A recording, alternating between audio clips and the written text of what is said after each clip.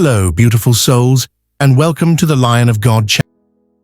Celibacy is often misunderstood or overlooked, but in the twin flame journey, it holds a profound spiritual purpose.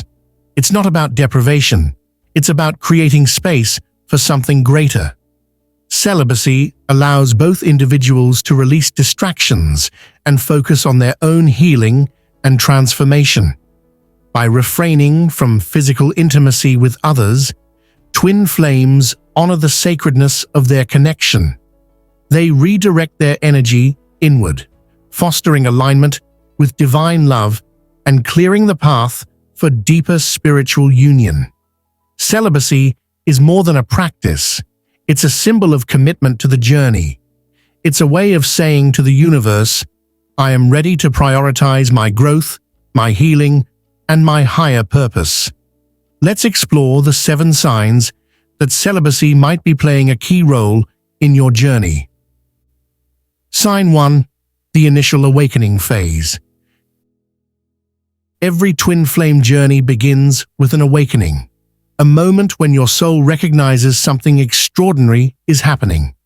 For many, this awakening is triggered by an external event, such as meeting your twin flame, experiencing a life-altering moment, or being exposed to profound spiritual teachings. This phase often feels like your entire world has shifted. Suddenly, you're more attuned to your inner self, and your intuition becomes sharper. You might feel a magnetic pull toward your twin flame, even if you're not physically close to them. During this stage, Kundalini energy, often described as a coiled serpent at the base of the spine, begins to stir. As it awakens, it initiates a powerful purification process. Old wounds, unresolved emotions, and limiting patterns rise to the surface, demanding your attention and healing. This process can be intense, but it's also transformative. It sets the stage for your spiritual growth and prepares you for the deeper phases of the twin flame journey. Sign 2. The Purification Journey. The purification journey is one of the most sacred aspects of the twin flame connection. During this phase, both individuals undergo a deep cleansing of their energy centers, also known as chakras. This process allows them to release past attachments, traumas, and energies that no longer serve their higher purpose. For the divine feminine, this journey often focuses on the sacral and womb chakras. These areas may carry the energetic imprints of past relationships and experiences. As Kundalini energy rises, it clears these blockages, creating space for renewal and alignment with divine love. This phase can feel like an emotional roller coaster. You might experience vivid dreams, emotional purging, or moments of intense self-reflection. But each release brings you closer to your authentic self, paving the way for a deeper connection with your twin flame. The purification journey is not just about healing, it's about transformation.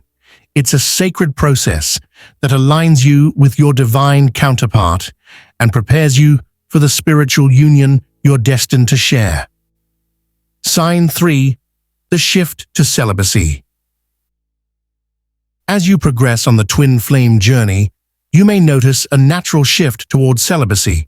This isn't about denying yourself, it's about redirecting your energy towards spiritual growth. When Kundalini energy rises, it initiates a profound transformation within you. Physical desires often take a back seat as your focus shifts inward. This is a time for self-discovery, healing, and aligning with your higher purpose. Celibacy becomes a protective shield during this phase, helping you maintain the integrity of your connection with your twin flame. Engaging in physical intimacy with others can disrupt the delicate balance of energy being cultivated within you.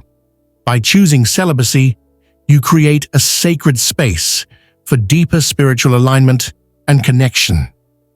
This phase is not about sacrifice, it's about empowerment. By honoring this practice, you're saying, I choose to prioritize my spiritual path and trust that everything I need will come to me in divine timing. Sign 4. The spiritual union. Spiritual union represents the merging of divine masculine and feminine energies within yourself and your connection with your twin flame. It's not just a concept, it's an experience that transforms how you see yourself and the world. This union often begins in the heart chakra, the energetic center of love and compassion. Initially, there may be resistance, especially if the masculine energy hasn't fully stepped into its power. The divine feminine might feel frustration, yearning for her counterpart to align with her level of spiritual maturity. But as both individuals grow, this resistance fades. They begin to accept one another's divine essence, creating a powerful alchemical union. The energies of yin and yang, light and dark, masculine and feminine, merge to create harmony and balance. Spiritual union is the culmination of the inner work you've done on this journey. It's a profound reminder that true connection begins within. Sign 5. The masculine path. The divine masculine's journey is one of awakening and empowerment. At the start, he may feel disconnected from his true purpose, caught in societal expectations or personal doubts. But as the journey unfolds, he begins to rise into his divine essence. This path often involves confronting fears, releasing old conditioning, and stepping into his role as a protector and co-creator. The masculine energy plays a crucial role in grounding the twin flame connection, anchoring it in the physical realm. The divine masculine's journey is not without challenges, but each step brings him closer to alignment with his counterpart. Together, the masculine and feminine create a union that embodies strength, love, and balance. Sign 6. Heightened spiritual sensitivity. As twin flames approach union, their spiritual sensitivity often heightens. You might start noticing synchronicities everywhere, repeated numbers like 111 or 444, symbols that seem to appear just when you need guidance, or dreams that feel vivid and meaningful. This phase is a sign that you're deeply aligned with the universe's flow. You may feel more intuitive, sensing your twin flame's emotions or thoughts, even when you're apart.